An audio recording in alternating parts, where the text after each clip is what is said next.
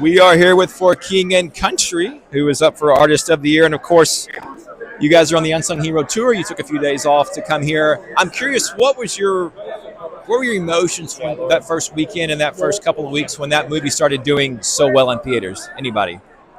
I think it's fair to say Luke and I have not worked harder on any project. In fact, all four of us have not worked harder on any project in our time in the arts than Unsung Hero. You know, I mean, and such a worthy task as well. It's really a legacy project. It's really a film that celebrates mums and miracles and migration and our parents. And so we were very proud, but man, we were truthfully terrified going into that first week, because with a tour like you mentioned, we're on tour right now. You show up, you know how many people are going to be there at the arena. You know, you show up that first weekend in movie theaters, and it's a wild goose chase. No one knows, and so we sort of put it all on the line in belief and faith that this was a story that the world needed to hear, that America needed to hear, that families needed to hear, that mums needed to hear, and by the grace of God, it was the number 2 movie in America when it released. So we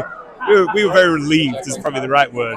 Luke, tell me about the Unsung Hero tour. For folks who haven't seen it, what would you tell people? Why should they come out? Yeah, well, I mean, look, the tour is probably the most technologically advanced thing that we've ever done, as far as the set design. What's funny about set designs and things, you obviously want those to be stimulating, you want them to be interesting, but it's the messages that people are coming to hear that I think, which is hope-filled songs, words of encouragement. It's not lost on me. You have someone like Barnabas in the Bible. He was just known as the encourager. He walked around everywhere just loving on people, encouraging people. My hope is that people come to a show and they leave a little bit better than we found them.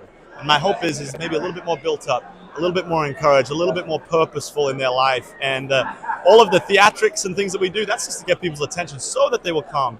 Hopefully they feel very loved and seen. And as I said, leave maybe just a little bit different, maybe a little bit more joy-filled than we found them. You might have led into my last question. I'm curious, what advice would you guys give Christians in today's culture who might be timid to speak up for Christ? Words have never been cheaper on planet Earth, and a life well lived has never been more beautiful and more exemplary.